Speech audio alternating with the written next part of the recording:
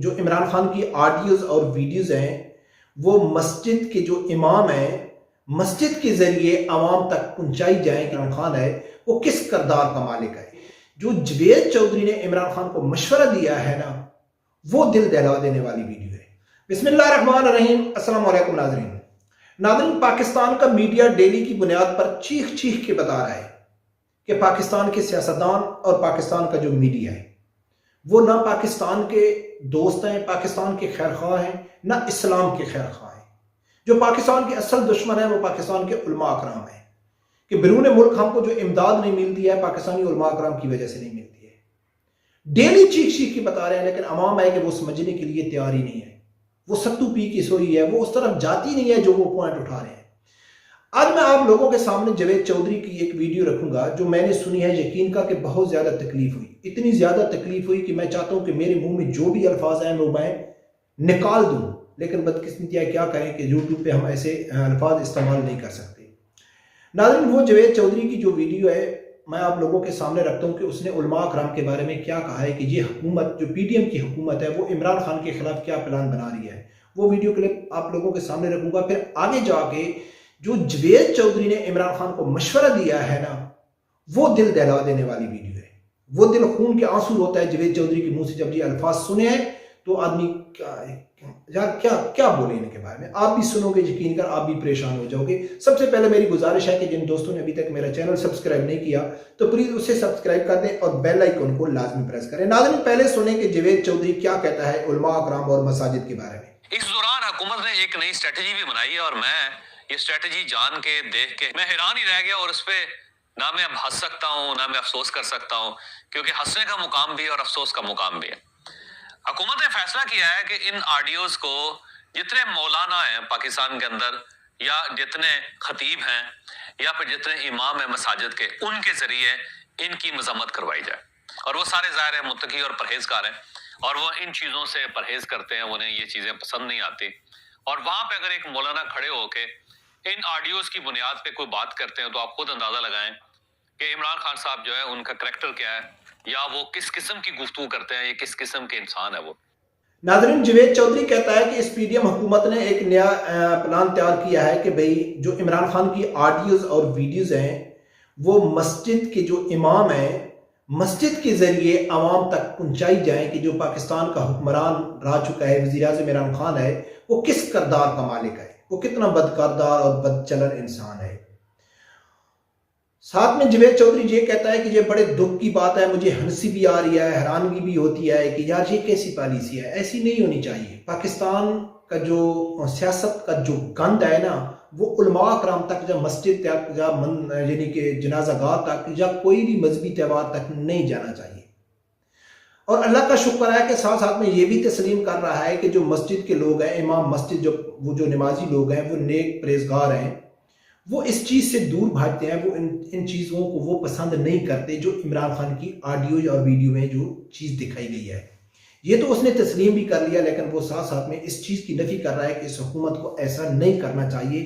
یہ مہذب معاشرے میں ایسا نہیں ہوتا ہے. پاکستان کی سیاست کا جو گند ہے وہ مسجدوں تک علماء اکرام تک نہیں جانا چاہیے. تو کس چیز کا ہوتا ہے کہ جب یہی پاکستان کے سیاستدان اور یہی میڈیا جب ٹی وی کے اوپر بیٹھ کے علماء اکرام کے اوپر زبان درازی کرتے ہیں، اسلامی ٹچ دیتے ہیں، علماء اکرام کو بدنام کرتے ہیں، علماء اکرام کے اوپر وہ الزام لگاتے ہیں جو ان کے اندر وہ خامیاں نہیں ہوتی، اور یہ میڈیا بڑے کھلے دل سے دکھاتا ہے. اب یہ بات عمران خان کی کر رہا ہے تو ہم عمران خانی کی بات کریں کہ عمران خان نے 7 مہینے بالکل اس نے مذہبی ٹچ دیا. اس حد تک چلا گیا کہ جو مجھے فالو نہیں کر رہے ہیں وہ شرک کر رہے ہیں، جو میرا ساتھ نہیں دے رہے ہیں وہ غدار ہیں، وہ چور ہیں، وہ مشرک ہیں. جہاد کا نام اس نے لیا، ریاست مدینہ کا نام اس نے لیا، حقیقی آزادی کو آڑ بڑھا کے اس نے گھر گھر جا کے آپ لوگوں نے تبلیغ کرنی ہے. اس سے پہلے اگر یہ حکومت میں آئے تو آپ چلے جائیں کہ جب اس نے القادر یونیورسٹی کا افتتاح کیا تھا تو مجھے بہت دکھ ہوا. بہت سارے ایسے مذہبی ایونٹ ہیں جیسا کہ عید میلاد النبی کا موقع ہوتا ہے یا شب برات کا موقع ہوتا ہے یا رحمت العالمین 30 کے وقت جب یہ خطاب کرتا ہے تو اس کے آگے علماء اکرام بیٹھے ہوتے ہیں اور یہ کیا کہتا ہے کہ بدقسمتی سے جو ہمارے علماء اکرام ہیں جو انہوں نے کردار ادا کرنا تھا انہوں نے نہیں کیا ہے. یعنی کہ پاکستان کے علماء اکرام کو وہ رگڑا لگا رہے ہوتے ہیں اور یہ میڈیا بڑے خوب طریقے سے دکھا رہا ہوتا ہے.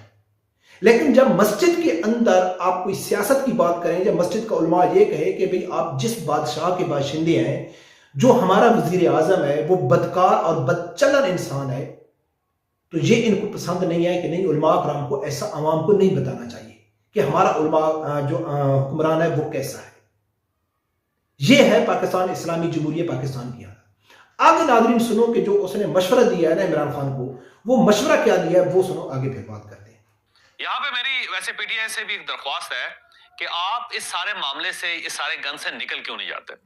اور اس سے نکلنے کا صرف ایک ہی طریقہ ہے کہ آپ گورنمنٹ کے ساتھ بیٹھ کے کوئی چارٹر اختیار کر لیں جو ڈیموکریسی سے ریلیٹڈ بھی ہو، اکانومی سے ریلیٹڈ بھی ہو، سوشل میڈیا سے ریلیٹڈ بھی ہو اور سوسائٹی سے ریلیٹڈ بھی ہو، اور آپ وہاں پہ یہ سائن کر لیں، یہاں پہ یہ فیصلہ کر لیں کہ آئندہ کوئی سیاسی جماعت کسی دوسرے سیاسی لیڈر کے بارے میں یا سیاسی ورکر کے بارے میں اس قسم کا مٹیریل وائرل نہیں کرے گا۔ تو جب آپ یہ کر لیں گے تو اس سے یہ گند رک جائے گا۔ پھر اس کے اندر سب لوگ آئیں گے، پھر اس میں پاکستان پیپلز پارٹی بھی آئے گی، پھر اس میں پاکستان مسلم لیگ نون بھی آئے گی، پھر اس میں پی ٹی آئی تو پہلے آلریڈی آ رہی ہے۔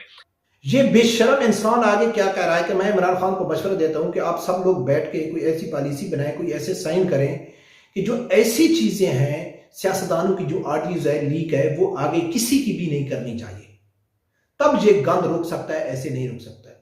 اس بدبخت انسان کو کوئی جواب دینے والا نہیں ہے کہ مسجد میں بتا کے ان لوگوں کا گھیراؤ کر کے یا ان کو سزا دے کہ یہ کام نہیں روکنا چاہیے، یعنی کہ یہ جو کام کر رہے ہیں وہ ٹھیک کر رہے ہیں، ان کو کرنے دو، لیکن ان کو لیک ہونا، پبلک ہونے کے لیے آپ کوئی پالیسی لے کے آئیں، آپ کوئی معاہدہ کریں، ان سے مل کے معاہدہ کریں، تب آپ اس چیز کو روک سکتے ہیں۔ اور ساتھ میں یہ کہتا ہے کہ آنے والے وقت میں سب کی آ سکتی ہیں۔ الحمدللہ جو شروع سے ہم کہتے ہیں کہ یہ سب گندی نالی کے کیڑے ہیں، ان کا نہ پاکستان سے تعلق ہے نہ اسلام سے تعلق ہے، یہ سب لوگ بد کردار اور بد چلن ہے، یہ صرف عوام کو بے وقوف بنا رہے ہیں۔ ناظرین ان لوگوں کی یہ باتیں سن کے، میڈیا کی باتیں سن کے، پاکستانی سیاستدانوں کے ایسے کرتوت دیکھ کے، جو پاکستان کی پبلک ہے، جو پاکستان کی عوام ہے، ہم کیا کہیں ان کو، پرلے درجے کے غلام قسم کے انسان ہیں کہ وہ کہتے ہیں کہ ٹھیک ہے جی ہمارا حکمران جو بدکار بدچلن بھی ہے، نو پرابلم، ہم نے پھر بھی اس کو سپورٹ کرنا ہے، وہ چور ہے، ڈاکو ہے، پھر بھی ہم نے سپورٹ کرنا ہے۔ وہ 70 سال کی عمر میں آ کے غیر عورتوں کے ساتھ نازیبا الفاظ میں گفتگو کرتا ہے، خسروں کے ساتھ پکڑا جاتا ہے، کیا کیا وہ کرتا ہے، لیکن پھر بھی وہ ہمارا لیڈر ہے، وہ ریاست مدینہ بنائے گا۔ تو اس آدمی کی عقل پہ ماتم کرنا چاہیے۔ وہ اپنے آپ کو کہتے ہیں کہ ہم آزاد ہیں، ہم پڑھے لکھے ہیں، ہم کو شعور ہے۔